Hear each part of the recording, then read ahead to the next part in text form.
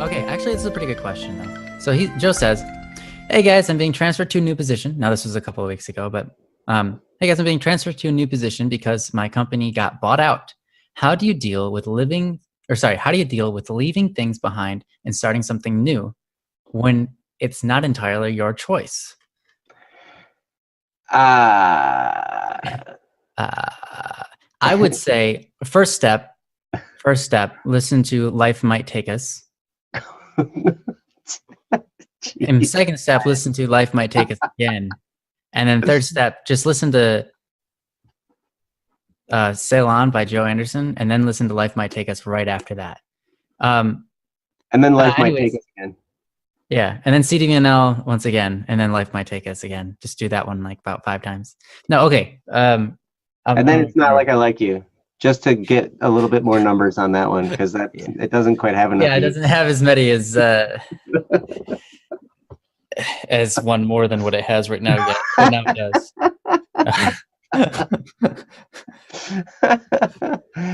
Hey, so you started Mount Pleasant on Monday. Ooh, so nice. That's cool. Mount Pleasant's not a bad area. So yeah, you know what? Actually, it's interesting. How do I deal with leaving things behind, starting something new when it's not entirely your choice? Sorry, science. That was really funny. I like it. Actually, which is the best.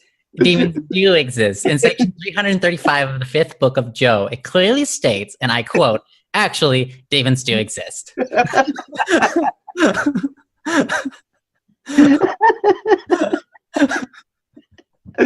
Oh my. I love it. Okay, sorry to interrupt. Go for it. That's fantastic. Science, I love you. So, all right, let's see. So you're starting a new position because the company got bought out. How to deal with leaving things behind, starting something new when it's not entirely your choice. Actually, with my experience background, I'm kind of thankful when something happens and it's not my choice. And sometimes it helps to make the choice when stuff happens like that, because like Ryan said, listen to Life Might Take Us. Sometimes you just get swept away with something, and you're standing there, you're like, I don't know necessarily what to do. But in your case, it's not like you're just left high and dry. You're going and doing something else, or you're doing the same thing but in a different place, basically. When I can remember, there was a time in my life when I made a choice to leave a whole bunch of stuff behind. I made a choice to leave a job and move to a different city. And it was during a very, very tough economic time. I did not have another job lined up when I did this. And it turned into an extremely huge defining moment of challenge for me and my family, because it was such a struggle, and we're still dealing with it. And it's been 10 years. And we're still dealing with the aftermath of that decision. Mm-hmm. And it's been absolutely crazy. So from that perspective, from my perspective, I sit there and I'm like, hey, if something happens and I didn't choose it, well, I'll just figure out a way to adapt, because I had to adapt to my own choice and try and figure that out. And it's been absolutely nuts for a decade. Which, all those challenges, that is partly why I can be here and have something to say that might make sense, because I've been through a lot of challenges. And a lot of it's due to that. So Ryan's known me this whole time. He's gotten to have a, courtside seat watching it, But I you know, sometimes I really like starting something new. I get excited about starting something new, like the song. I do. I actually do. Like, it's a little bit scary. It's a little bit nerve-wracking, but it's fun and it's exciting and it's new and you get to learn something and you get to meet a whole new bunch of people and it's different. Because after a while, when you do the same thing over and over and over and over and over again with the same people and the same faces and the same time every day and the same thing over and over and over and over and over again, it just kind of gets boring. And then you turn into a crotchety old, you know, something or other that, you know, lives for their shows on TV and stuff. And like, and it's,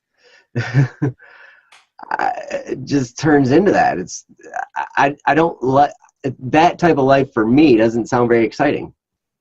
I'd much rather have something new to do, something fresh and something exciting. And that's partly why I'm so happy to be a part of BSS, because we've always got something new coming. And it's like, hey, you know, hey, let's try something new now. Let's go try this thing. Let's do this. You know, we just got something crazy new just this last week. Exactly. Got a phone call out of the blue. Kyle did. And now we're in discussions. We're having a meeting, you know, this next week. And, you know, it's going to take us in another direction. It's kind of new. We have experience here before, but it's, you know, so that makes it a little bit easier to swallow because it's not unknown.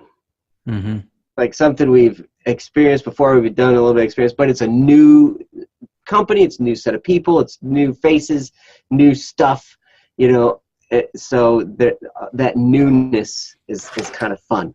So I try and remind myself of that aspect of how I don't want to be the crotchety old guy, boring person.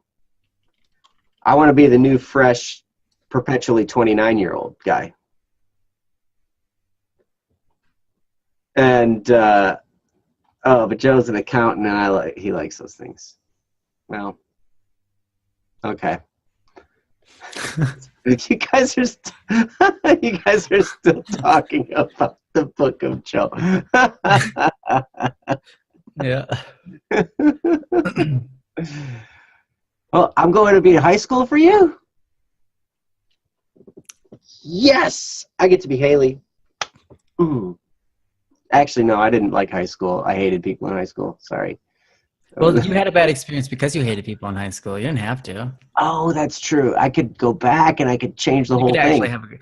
Except for you'd be 29. Oh wait, no, you were 29 before, so you'd be fine. I was. Yeah, that's right. I was a 29-year-old fifth grader. Remember? That's right. I'm 12th grader.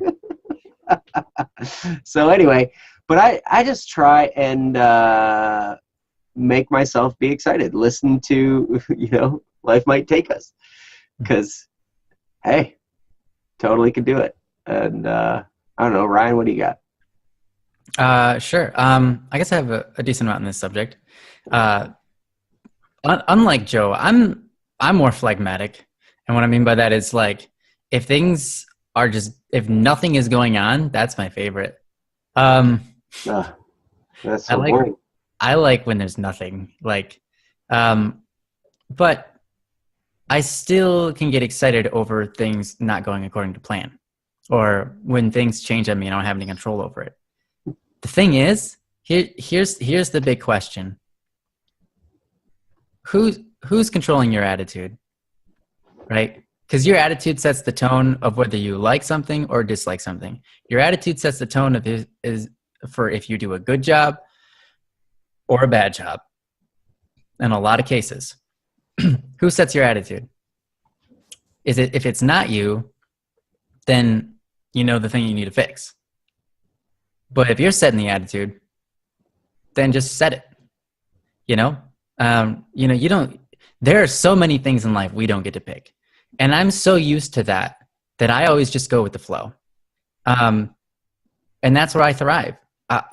Things get planned for me a lot of times. Sometimes I have an idea and I start executing it, and sometimes, most of the time, I'm just thrown into a place, or certain things happen and I realize I have to take action because there's an opportunity that presents itself. But really, it's just going with the flow of things I didn't control in the first place, right? Like, I don't control how many people view a certain video. But then if I notice that, I'm like, okay, well, why don't we try, doing something about that? Why don't we try making a story out of it or whatever?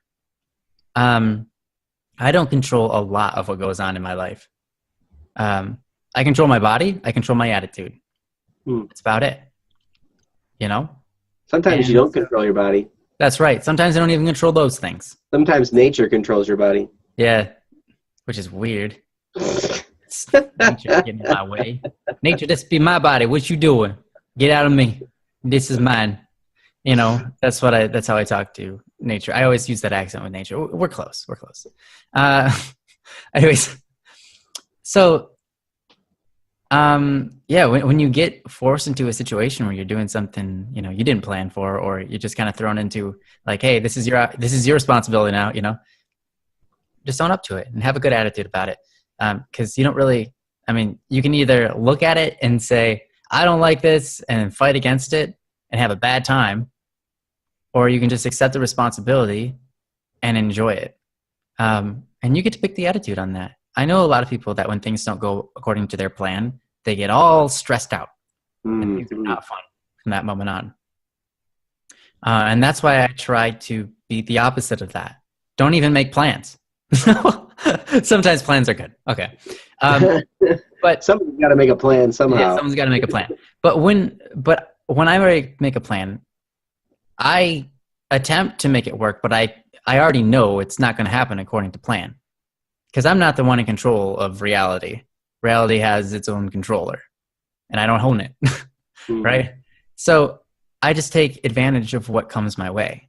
I just look at the opportunities that I have and take action on those. I just do my best job at whatever my job is, and set the attitude along the way for yourself and for other people. So.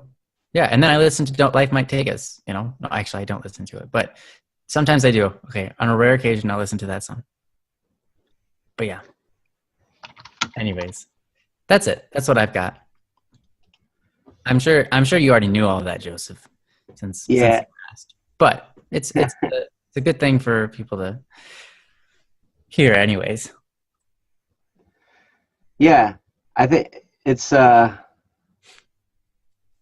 tough. There are times, I'll be honest, there are times when I hope something like that would happen. Mm-hmm. There are certain clients I deal with as a property inspector where there are days when I'm just like, it'd be really cool if they just stopped sending me stuff. And stop sending me money with it. I don't care. Yeah, I don't even care. Like, I'll find other ways to make money. Like, I'll just, but I'm not, I don't want to be the person to make the leap. If they do it to me, then I'll adapt. And I think part of that is it's easier when I don't have to take responsibility for it. Mm-hmm. When I don't have to be the one saying, hey, I made this choice and it was a bad choice and I messed up. When somebody else imposes it upon me, I can just be like, well, now I'm just adapting. Yeah, now I'm safe. I'm just going with the flow. I'm going to be okay. It's not like I made a choice that's like, oh, snap. What have I done? Mm-hmm. Yeah. And having been through that, I'd much rather have somebody do it to me so that I could just be like, oh, let's figure this out, rather than let's figure this out and deal with all the people who are mad at me because I made the wrong choice. Mm-hmm. You know what I mean? So that's why you just don't make choices.